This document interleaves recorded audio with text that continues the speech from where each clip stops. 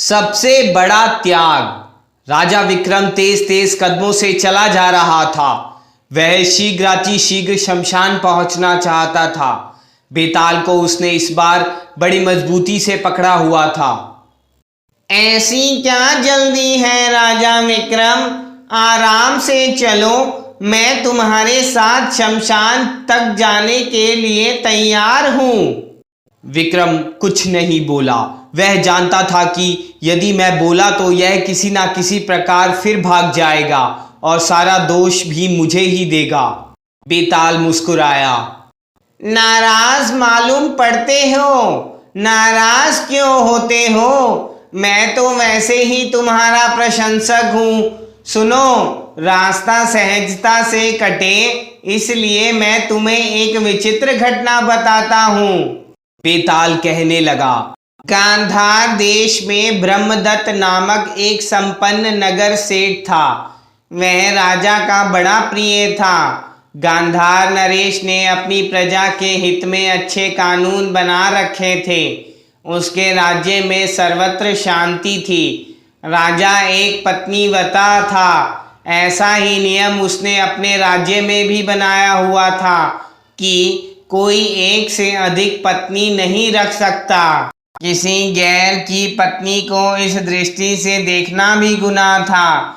उसकी इस व्यवस्था पर स्त्रियां बहुत खुश थीं। उसके राज्य में बड़ा सुख चैन था। नगर सेठ ब्रह्मदत्त का एक पुत्र था। उसका नाम गुरुदत्त था। गुरुदत्त अत्यंत सुंदर युवक था। वह अविवाहित था। एक दिन की घटना सुनो राजा विक्रम। गुरुदत्त सायंकालीन भ्रमण के लिए बाहर निकला और रास्ते में पड़ने वाले एक मंदिर के सामने रुक गया। अचानक मंदिर में से एक अत्यंत रूपवती युवती बाहर निकली। गुरुदत्त उसे देखता ही रह गया। उस सुंदरी ने भी गुरुदत्त को देखा तो लज्जा गई, पर मुस्कुरा कर आगे बढ़ गई। गुरुदत्त बेहाल हो गया। वह वहीं से वापस घर आ गया और उस युवती के बारे में विचार करने लगा। ज्यों-ज्यों वह उस युवती के विषय में विचार करता, त्यों-त्यों उसकी बेचैनी बढ़ती जाती थी। अंत में जब उससे नहीं रहा गया तो उसने अपने इष्ट मित्रों की सहायता ली और उस युवती का पता निकलवाया। तब जाकर पता चला कि वह युवती राज्य के एक सामंत की पुत्री थी। उस युवती का नाम चंद्रसेना था। यह सब पता चलने पर गुरुदत्त ने उसके परिवार में संदेश भिजवाया कि वह उससे विवाह करना चाहता है। चंद्रसेना के माता पिता ने अत्यंत नम्रता पूर्वक यह रिश्ता वापस कर दिया। इसका कारण था कि चंद्रसेना का संबंध एक अन्य युवक जयकर्ण के साथ निश्चित हो गया था। यह समाचार सुनकर गुरुदत्त का मन बड़ा दुखी हुआ। उसका मन इतना उचाट हो गया कि वह संसार से वैराग्य लेने की सोचने लगा। तभी चंद्रसेना की एक दूती उसके पास आई। दूती ने गुरुदत्त को चंद्रसेना का एक पत्र दिया। पत्र में चंद्रसेना ने गुरुदत्त से प्यार की बात को लिखा था और यह वायदा किया था कि विवाह के बाद वह किसी न किसी युक्ति से मिलेगी, किंतु जयकर्ण के साथ विवाह संबंध तोड़कर वह पारिवारिक कलेश उत्पन्न नहीं करना चाहती थी। यह संदेश पाकर गुरुदत्त को मानो नया जीवन मिल गया। वह चंद्रसेना के आने का इंतजार करने लगा। उधर कुछ समय बाद चंद्रसेना का विवाह जयकर्ण के साथ संपन्न हो गया। चंद्रसेना ने विवाह में किसी प्रकार की बाधा ना डाली थी। सुहाग रात के समय जयकर्ण ने चंद्रसेना का हाथ पकड़ना चाहा, किंतु चंद्रसेना ने हाथ खींच लिया। क्या बात है? जयकर्ण बोला। तब चंद्रसेना ने जयकर्ण को बतलाया कि वह गुरुदत्त से प्यार करती है। यह सुनकर जयकर्ण मौन रह गया। चंद्रसेना दूर खड़ी थी। तुम उसके पास जाना चाहती हो? चंद्रसेना ने उसका जवाब हाँ में दिया। जा सकती हो, जयकर्ण ने कहा। वह चंद्रसेना की ओर पीठ करके लेट गया। हे राजा विक्रम! तब चंद्रसेना प्रसन्नता के साथ गुरुदत्त के निवास की ओर बढ़ी। समय आधी रात का था, सब और सन्नाटा था। आभूषणों से लदी चंद्रसेना चली जा रही थी। अचानक एक चोर की निगाहें उस पर पड़ी। उसने चंद्रसेना का रास्ता रोक लिया। चंद्रसेना घबरा गई। वह गिड़गिड़ाकर प्रार्थना करने लगी कि अपने प्रेमी से मिलने जा रही है। वापस लौटने पर सारे आभूषण उसे दे देगी। इस समय वह उसको छोड़ दे। तब चोर ने पूछा, क्या तुम अपने वचन पर कायम रहोगी? हाँ। तब मैं तुम्हारा यही इंतजार करता हूँ। चंद्रसेना चोर को वचन दे अपने प्रेमी गुरुदत्त के पास गई। अरे तुम? गुरुदत्त अचानक उसे अपने पास आया देखकर घबरा उठा। हाँ, मैंने अपने पत्र में लिखा तो था ना कि शादी के बाद मैं किसी भी प्रकार तुमसे आकर मिलूंगी। विवाह हो गया? हाँ। चंद्रसेना बोली। गुरुदत्त उसका मुंह ताकने लगा। चंद्रसेना बोली, क्या देख रही हो, प्यार करो ना। गुरुदत्त बोला, नहीं, मैं प्यार नहीं कर सकता। राज्य का कानून तुमको मालूम है, फांसी की सजा है। तुम जयकर्ण की पत्नी हो। तो क्या? चंद्रसेना घबरा गई। सुनो चंद्रसेना, विवाह के पहले की बात और थी, फिर अब मुझ में समझ आ गई है। हे राजा विक्रम! चंद्रसेना अवाक रह गई। उसने पति की बड़ी दुहाई दी, पर राज्य भय से गुरुदत्त ना माना। अंत में निराश चंद्रसेना वापस लौट पड़ी। चोर उसे वापस आया देख खुश हो गया।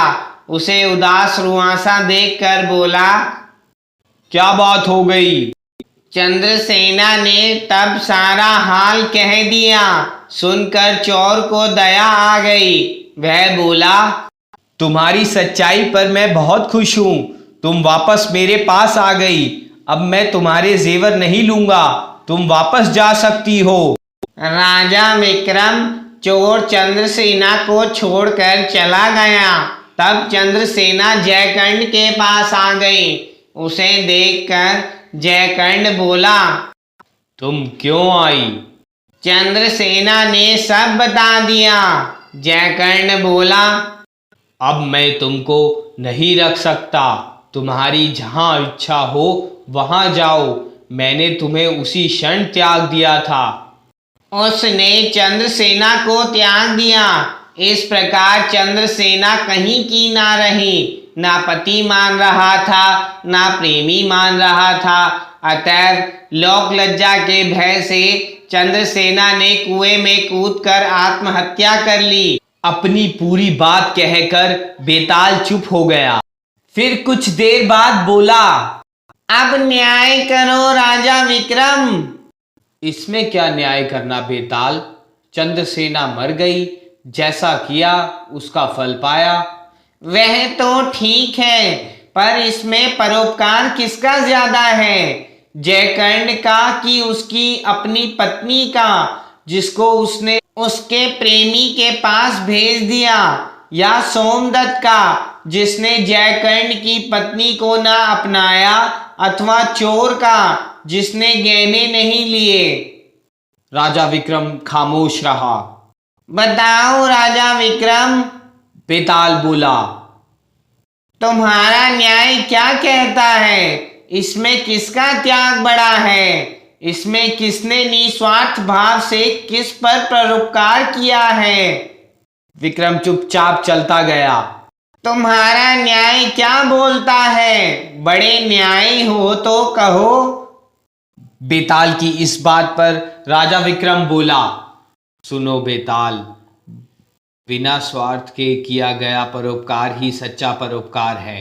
अब जिसने बिना स्वार्थ के परोपकार किया उसको श्रेष्ठ माना जाए। सुनो बेताल, इसमें चोर का त्याग सराहनीय है। वह कैसे? वह ऐसे कि सबसे त्याग के पीछे कोई ना कोई कारण है।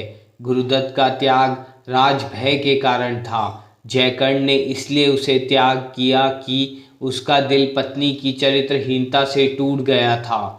चंद्रसेना अपने प्रेम के वशीभूत थी। बाद में बदनामी के भय से उसने आत्महत्या की। चोर ही एक ऐसा शख्स रहा जिसका त्याग निस्वार्थ था। वह चाहता तो जेवर गहने ले सकता था, किंतु उसने ऐसा नहीं किया।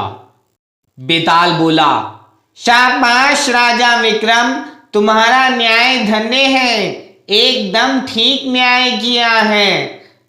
और वह उछलकर कूद गया, भाग खड़ा हुआ। उसका भयानक अट्टहास फिर गूंज गया।